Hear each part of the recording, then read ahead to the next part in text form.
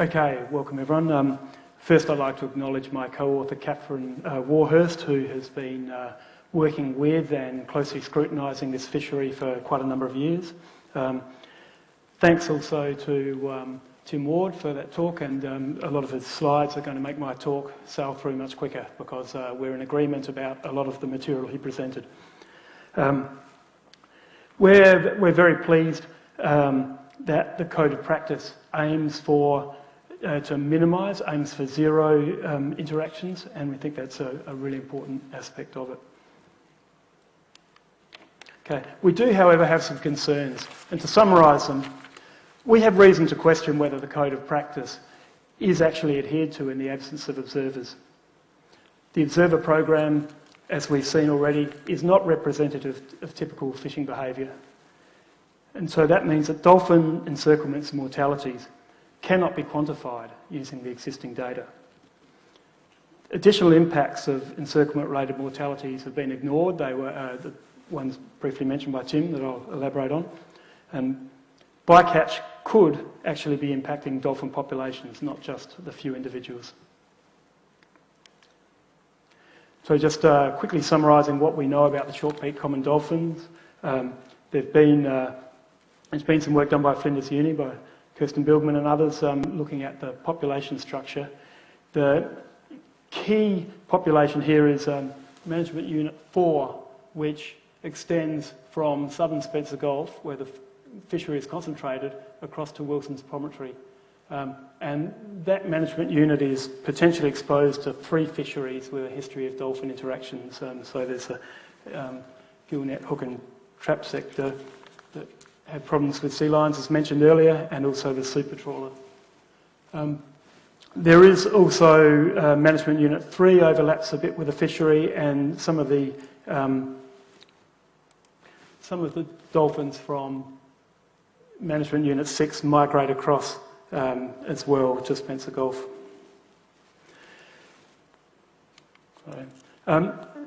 As far as the Spencer Gulf population, this is again building on or repeating what Tim's slide had, and maybe answering Tony Flaherty's question to some extent too. So the population estimates around 12 and 18 in summer and winter from Tim's, and the potential biological removal could be as low as 60, but again we've got to acknowledge that these are preliminary results, and the authors were very firm that they're not to be used for management. But like Tim Ward said, we agree that they're a good indicator as to the sort of numbers where we need to start to be a bit concerned, or think we should have a closer look at what's going on.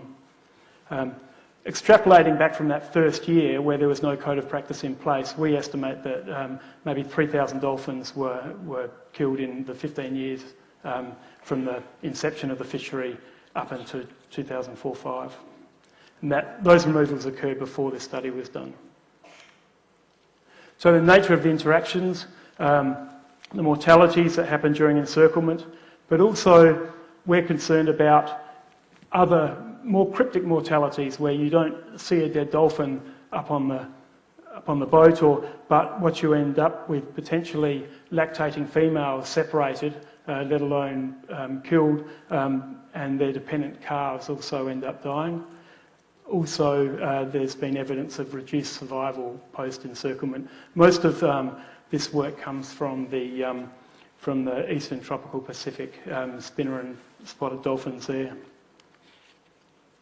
The industry code of practice, as we said, we welcome the approach they've taken towards zero mortality, continued improvement, and so on.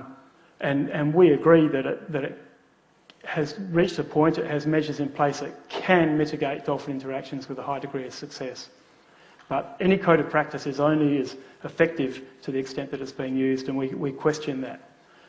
We would expect that in the normal course of events, with the code of practice being used all the time, that interaction rates observed by the overall fleet would be similar to what the observers see, and that fishing behaviour of the observed vessels would be similar to the rest of the fleet. Now, we've already seen this one from Tim. I've reproduced 3 or 4 graphs from the SARDI reports authored by Tim and put my additions in red just to make it clear. what is his work and what is not. As Tim pointed out, the logbook rates were much lower than the observed rates for much of the time, and it's only in recent years that they've converged. It was less than 50% of the interactions were being recorded based on what the observers were seeing for the first 7 or 8 years of this program. They have converged, but we do notice that the observer rate has also come down, and it's the lowest recorded by observers was this year. And that brings us on to a fundamental question about the observer program. Any observer program needs to be representative. We've heard about how it should represent the different regions and months and seasons, and how vessels have different capacities as well. But as much as anything, the fishing behaviour and the observer effect that Tim talked about. We, from around about 2011-12, we asked for some analysis of fishing behaviour, looking at effort and catch statistics to see if there was some similarity between when observers are on board and when they weren't.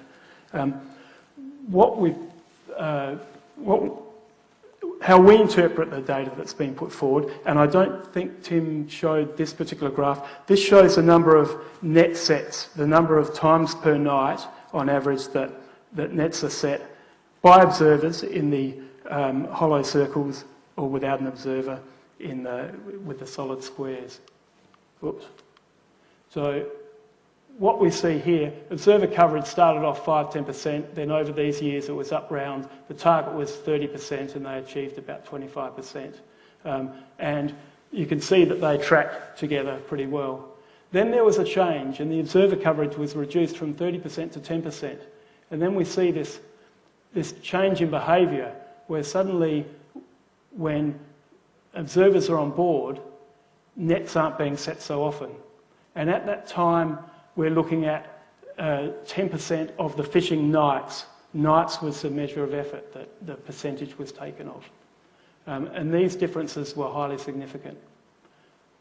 Then when we come to a change we called for and PIRSA agreed, rather than having a set number of nights that were observed, changing it to a percentage of the net sets. So 10% of the net sets.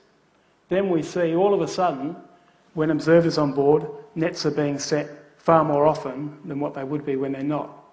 So these signs of fishing behaviour are a big red flag for us that suggests that the observer program is not representing fishing behaviour, typical fishing behaviour. This change from observer coverage per night to observer coverage per net set that happened before the 2012-13 season will affect the way we look at the catch rate effort, which is another way that fishing behaviour can be looked at. And Tim displayed, this was the left-hand side when Tim had the two graphs up, and here we're looking at the sardine catch in tonnes per night, with again observed and unobserved. And we see that, again, there's highly significant differences, certainly in the early time, between observed and unobserved vessels. And then when we're looking at number of the catch rate per net set, those significant differences are still there. So another issue that creates further uncertainty about the rigour of the observer program is that the code of practice includes, and we fully support this, it includes a suggestion that if a vessel catches more sardines than it can fit on it, then it should invite other vessels to pump out some of that catch, and that will lead to less net sets, less interactions, and a better overall result. But these transfers need to be well documented so that we can properly assess fishing behaviour, observed and unobserved. And we understand that's now well documented, but we're not that clear on when that started to happen and whether we can have confidence in the previous comparisons of catch rates that are on those other graphs we looked at. Thank you. So the conclusions from the science presented by Tim Warden, which we've interpreted ourselves today, that the industry code of practice is highly effective in reducing the interaction rates of the sardine fishery, and my words in red, when it's applied. Comparisons of catch and effort data suggest that fishes may operate differently when an observer is aboard. And obviously there are other factors. There is the uneven representativeness of months and so on, but it was clear that there's an observer effect as well. And so the existing data cannot be used to calculate how well the code of practice is implemented in the absence of an observer. So our take on that is that the total impact on the common dolphin population, including the cryptic mortalities of calves or post-encirclement stress, remains unknown. So when we put together all of our concerns over the past decade, we've just got a decade of red flags. Initially, we had some high mortalities. Even in the third and fourth year, the mortalities are up around those potential biological removal sort of numbers.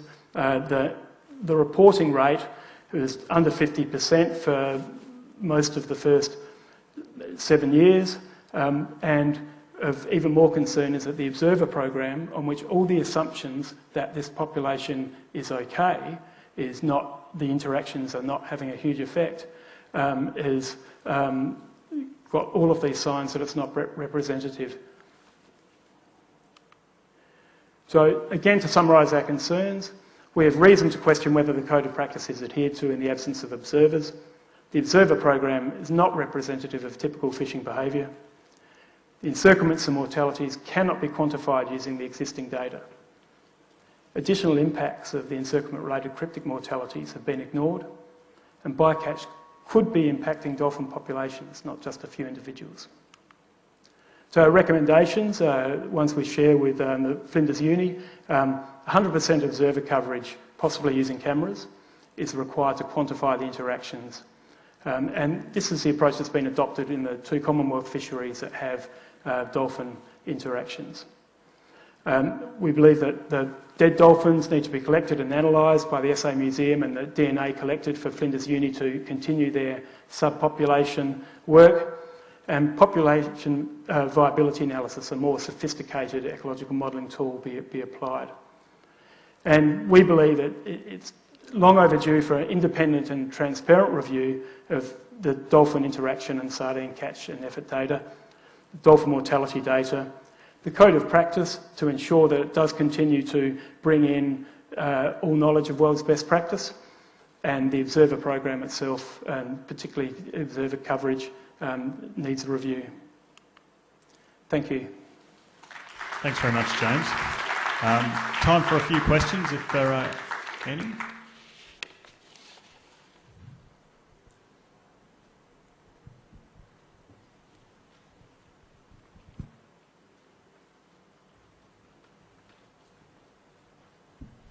Thanks.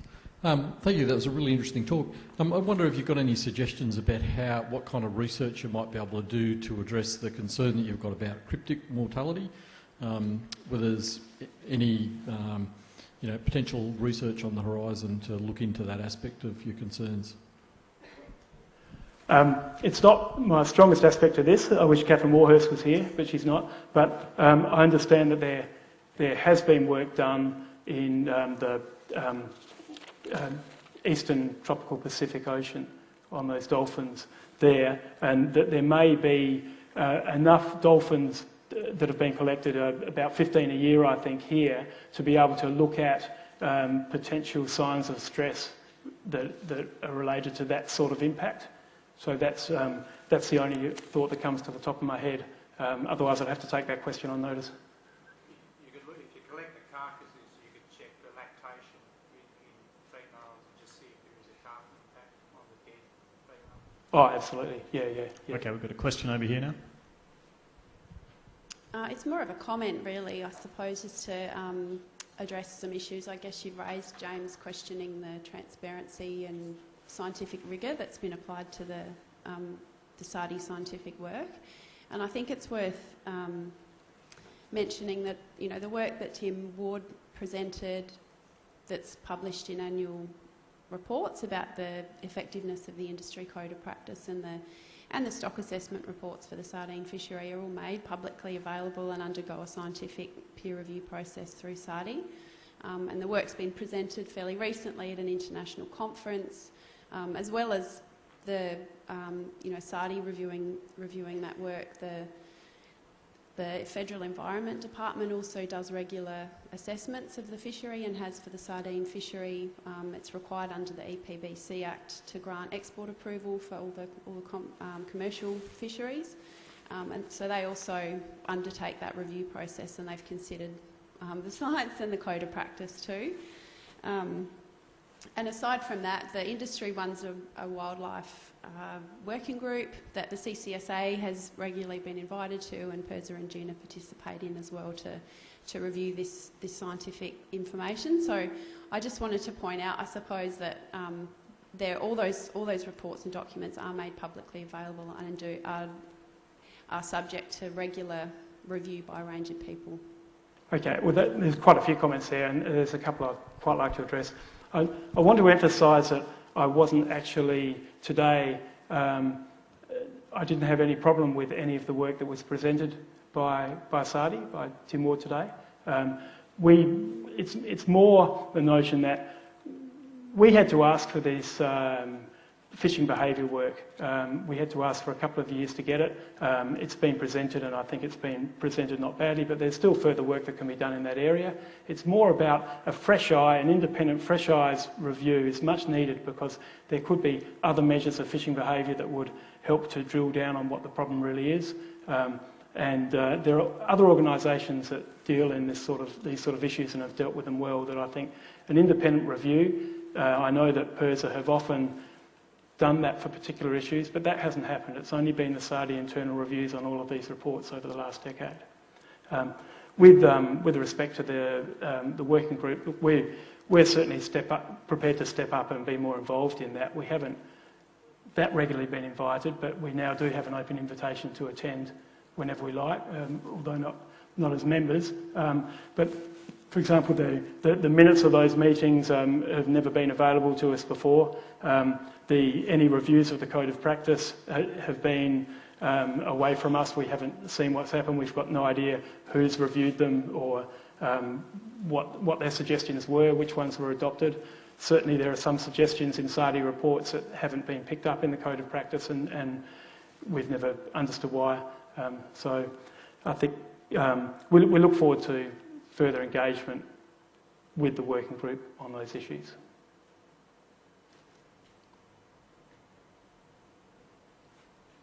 Okay, any other questions?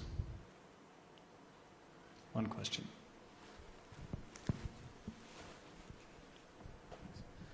I just put myself in the position of being an observer on one of these vessels, living in a small community, being from a fishing background, being out there with the guys. The pressure to not be honest must be incredible. Electronics sounds the way to go to me. Okay.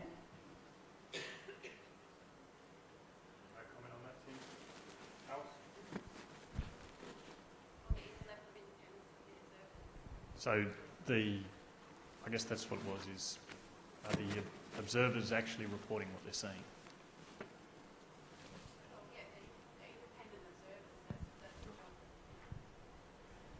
So they're independent observers, that's the job that they're employed to do. There's some work going on at the federal level about looking at electronic monitoring, and PIRSA's got its own trial of electronic monitoring that we've been running in the Gulf St Vincent prawn fishery just recently, and is certainly open to investigating a whole lot of different ways of getting independent observing programs in place, particularly where they provide more cost-effective solutions than having human-based observers. But there's a whole lot of technical and operational aspects that you have to consider about where the cameras can capture information, and these vessels operate at night time over a large area. The gear kind of operates off the side of the boat, so you have to make sure that any technical setup you have can actually capture the fishing operations, and that's one of the considerations about why we use human-based observers. But it's certainly not a concern that the observers are deliberately misrepresenting what they're seeing. No. Thanks, James. Oh, I'm going to let this one.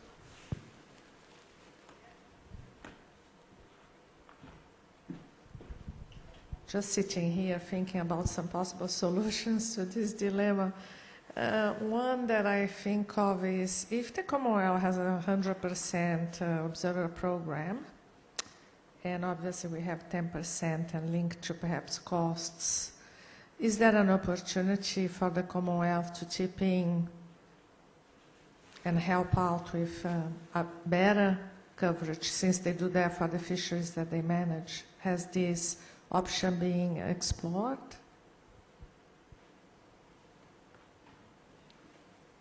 And being this marine mammal of national significance, I suppose?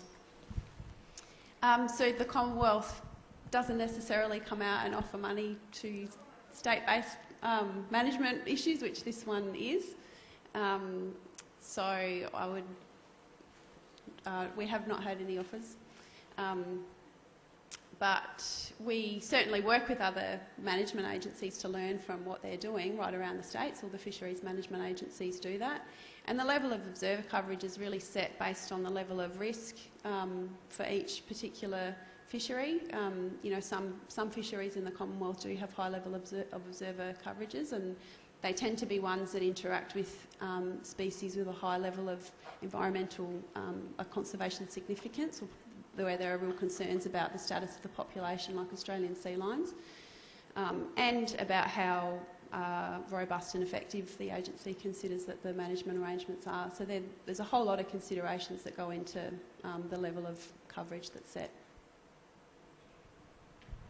Okay, I'm going to call it quits there. Thank you very much for hanging around, and thank you, James, for giving a very interesting talk. And thanks again to all of